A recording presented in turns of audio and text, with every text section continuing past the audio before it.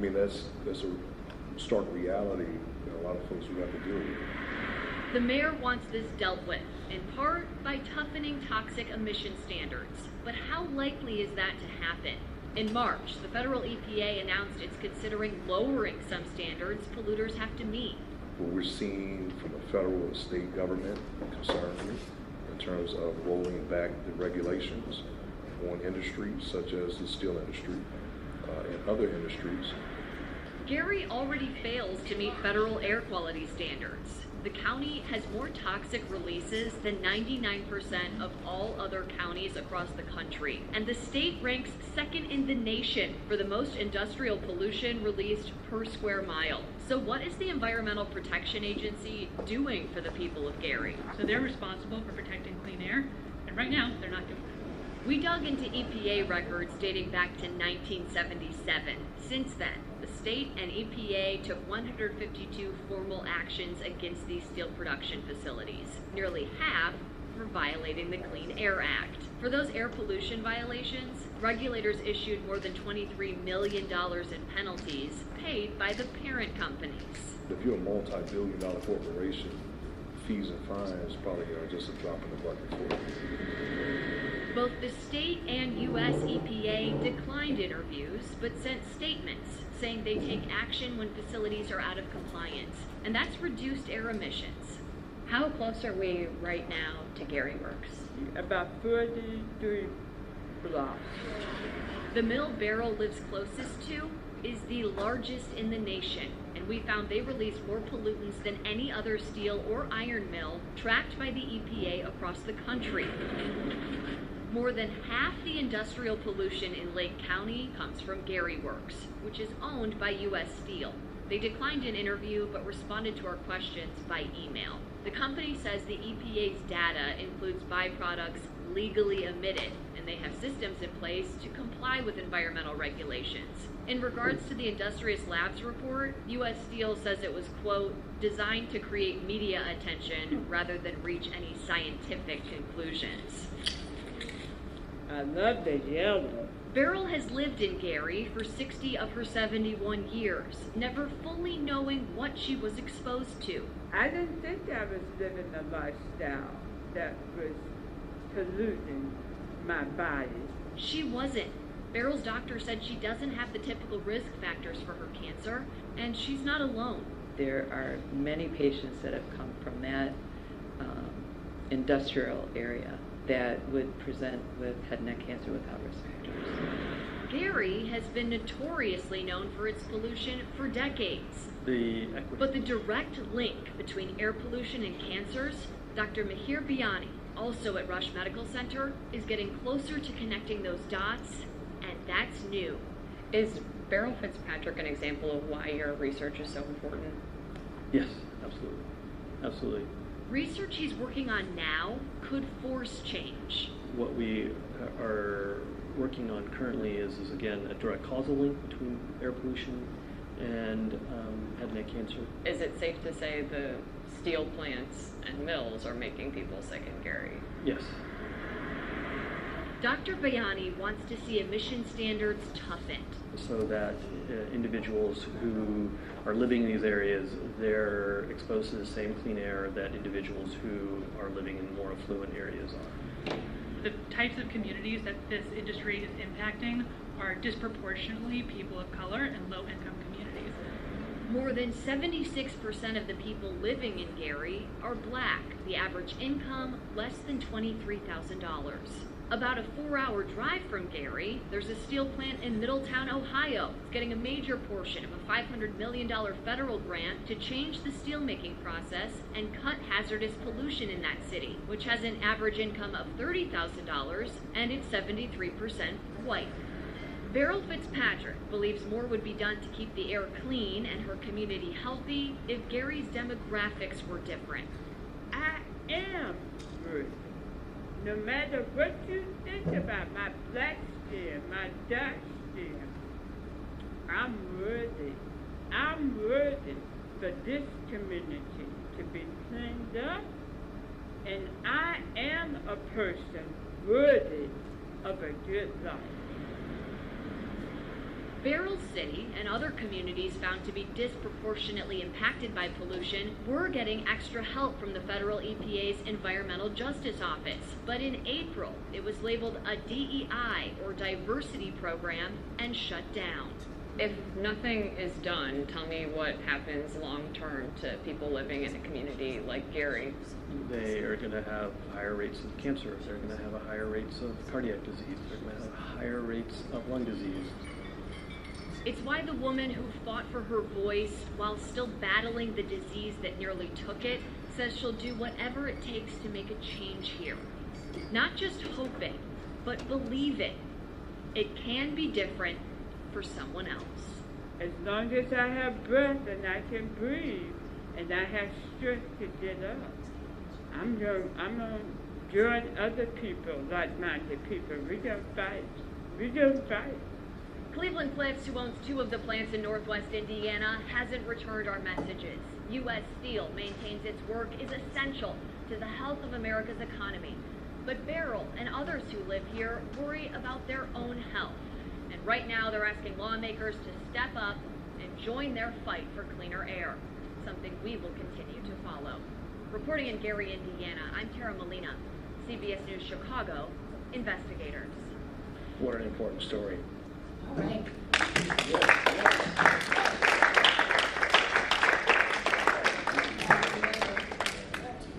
Ms. Fitzpatrick, will you approach the podium, please?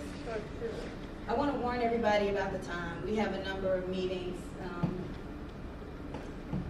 running, what is it, concurrently? Consecutively, I think, and we started late, so we still have to finish on time. Thank you, Ms. Patrick. Sure. Are you interested in me speaking specifically on what area? Health impacts. All right.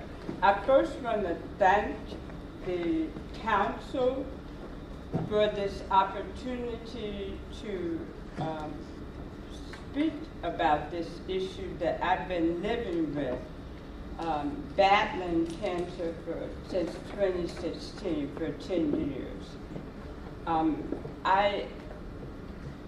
I'm impacted, emotional, motivated, because what I know is that my fellow residents and all of us, again, we have lived in the community, we've been a part of the community has helped us. And the mills, my father worked in the mill for 39 years. And what we were interested in, my parents, when they moved us to Gary in the late 60s, they were interested in creating a better life for us. And they believed that they could find that in Gary, Indiana. And I grew to love the move from Tennessee to Gary. I say now, I love waking up on Sunday morning in Gary, Indiana. I could explain that if you like. However, I'm grateful, I'm humble for all that has been done that's allowed for me to be alive today. Because my primary care doctors are from Gary, who was suspicious of what was happening to my body, the knot that was in my neck.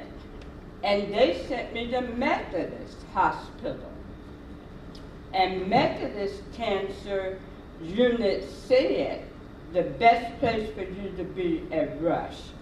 And they must have been anointed by God based upon the science and what they were doing, because the 10 years that I've been there, I've been educated time and time again as I prepare for surgery after surgery. And I'm preparing for another surgery.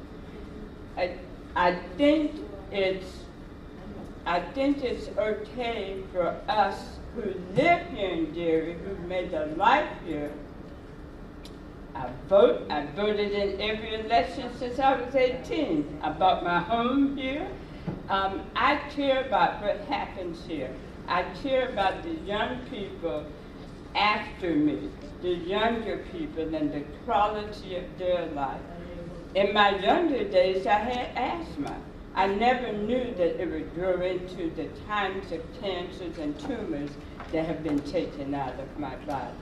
Again, I am heartened, appreciative, and thankful that the council is interested in this issue too, so that we can make a better life. It's not to deter anyone from coming and moving to Gary, because we're on the move right now. I'm very excited about that. I'm happy to be a part of that. I hope that in my lifetime, I could see us being better than the place where my family moved us here. And I'm thankful that I'm a member of GARD, who is acting responsibly, and I'm further learning how we can advocate in our city, not be conflictual, not run people away, but we can advocate for the humane, environmentally appropriate production of steel in our city, and people can still have a good life, make livable wages, and get educated to do all the other things that they love to do, gardening, whatever. So again, I'm humble, grateful, and thankful that you are interested in my health life journey, and thank you for this opportunity. Thank you, Ms. Fitzpatrick. I think that's a good segue. I know Alvin Arizuli has prepared some comments on green steel production.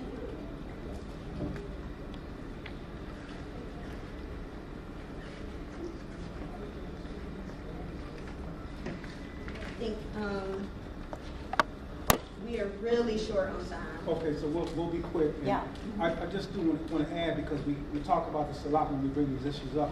I think about a good friend of a few of us on here, a comrade of ours, who was also speaking at a hearing with EPA in April 2024, and when he spoke there, he talked about the problem he was having breathing, and by the end of April 2024, he was gone, respiratory failure, and he was talking about the impact of the steel mills on that. I'm talking about our brother Jonathan Bruce, who left us again a little over a year ago, same impact. And but we want to talk about GARD's supporting the green steel and the sustainable Gary. And as we saw at the end of the film, of the report, they talked about the political and the leadership to fight for us in this and all around. And this is the place. This is Gary. It's so encouraging to see 6 of our council members here to hear this. But Gary Advocates for Responsible Development GARD is organizing a green steel committee. We have organized a green steel committee, and part of that is to promote, or the main thing is to promote a transition to greener and cleaner steel making with the primary focus on U.S. Steel Gary Works.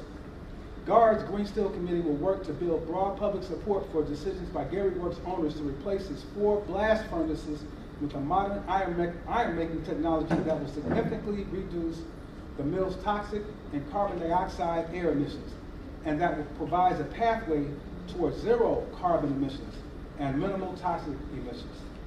The committee will also be supportive of regional, national, and international efforts that promote the transition to cleaner and greener steelmaking, and that acknowledges the need for this transition to be protective of the steelworkers' jobs and the steelmaking community. The committee's 2 key arguments for replacing Gary Works blast furnaces with cleaner and greener iron-making technology are doing this. The replacement will significantly reduce the toxic pollution that's harming the health of Gary and regional residents, and it will also meaningfully reduce the carbon dioxide emissions that contribute to the global climate crisis. And it will modernize Gary Works, prevent its closure, and thereby protect local and regional jobs, taxes, and economies. So according to our research, iron and steel production is among the world's largest sources of carbon dioxide and toxic emissions, Most of these emissions come from the blast furnaces that the steel industry uses to produce iron from iron ore. Of the 15 blast furnaces that are currently operating in the U.S., 9 are in Northwest Indiana, and 4 of them are at Gary Works. A new technology called direct reduction has become available that produces iron from iron ore with greater efficiency and with significantly less carbon dioxide and toxic emissions. It reduces steel-making costs and provides a clear pathway towards zero carbon emissions and minimal toxic emissions. For these and other reasons, the country's remaining blast furnaces will soon become obsolete. And they will all shut down within the next 15 or so years or sooner.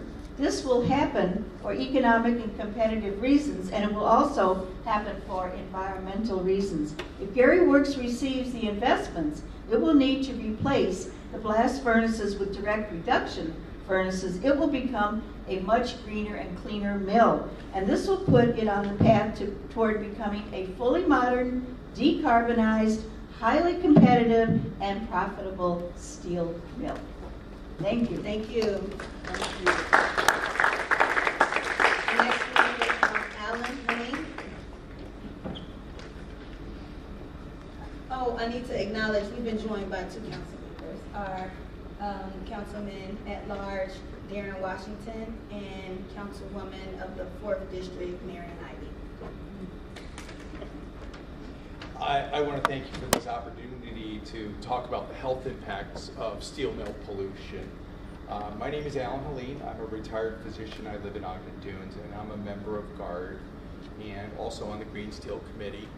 And I've been advocating for this new method of steel production using DRI. Since that's already been talked about, I'm going to move straight on into speaking about the health effects. As a physician who has witnessed the adverse health effects of air pollution, I feel obligated to speak out on this. Air pollution has many devastating effects, as we've just heard. Air pollution penetrates deep into the lungs, enters into the bloodstream, and it triggers a cascade of inflammatory and damaging processes that spread throughout the body and affect every single organ in the body. We've heard about asthma, emphysema, and lung cancer. It also causes cardiovascular problems, increases atherosclerosis, heart attacks, cardiac arrhythmias, heart failure, stroke, sudden death. It gets into the brain and the central nervous system, and it's also a risk factor for Alzheimer's, Parkinson's disease, depression, and autism. It causes autoimmune diseases, diseases like rheumatoid arthritis, lupus, inflammatory bowel disease, multiple sclerosis, type 1 diabetes. It affects maternal fetal health. It increases low birth weight, increases the risk for preeclampsia, preterm labor, and it impairs lung and cognitive development in the newborn infant. It also gets in carcinogens are emitted from the blast furnaces, and these carcinogens cause DNA mutations, and that's a known risk factor for cancer development. It's well described that it's a risk factor for head and neck cancers, tongue cancer, breast, uterine, ovary, colon, pancreas, thyroid, prostate, brain, as well as leukemias. The technology to convert to much less polluting green steel production using DRI, direct reduced iron, is well established, and it could potentially reduce these emissions by 90 to 95% if done properly. This is not just an environmental issue, it's a human one. We must demand cleaner air and healthier lives for everyone in Gary and our surrounding communities. Thank you. Thank you, Mr. Helene. Last on the list is Gary Lee.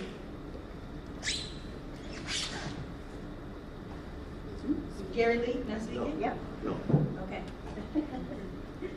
Well, thank you to everyone who came and testified. I'd like to open it up if there are any questions, comments from our council members. Councilman Washington. Not necessarily a question. Not necessarily a question. Well, it was a question. The young lady that spoke eloquently today, I got a chance to watch the CBS news report on television, and it was an honor to see you articulate the issues facing. My concern and my question to the Indiana State Legislature and to U.S. Steel, especially with this sale, with this agreement that the President has made between U.S. Steel and Nipiton, and because of your story, I want to know what is the reciprocity coming to the city of Gary. I know that the mayor has been involved somewhat in getting things together, but our mayor has been here less than 2 years. This stems back to decades of administrations and money that is owed to the city of Gary. With this new deal, my question is, will the legislature, the governor's office be responsible in holding U.S. Steel harmless about paying, number one, what they actually owe in taxes? Because if they actually pay what they owe in taxes, our administration wouldn't have a problem in putting police officers on the street and getting necessary things done to the city. And number two, this is another concern because there should be money provided to the city for the thousands of people who worked in that mill, the people who had cancer, colon cancer, cardiovascular, all type of diseases that came from being in that mill or even in close proximity to the mill. And even on my cell phone today, I see the weather advisory that says that the air quality is only moderate. And we don't know when this new technology is coming in. So I'm not concerned about that because we have guard there and we have people that can ensure that. But in my opinion, we just don't get to start over today and forget about everything that has happened and say, okay, let's just start fresh from today. The money that is owed to this community from two instances, taxes that are owed and lives that have been lost. And the lives that have been lost was,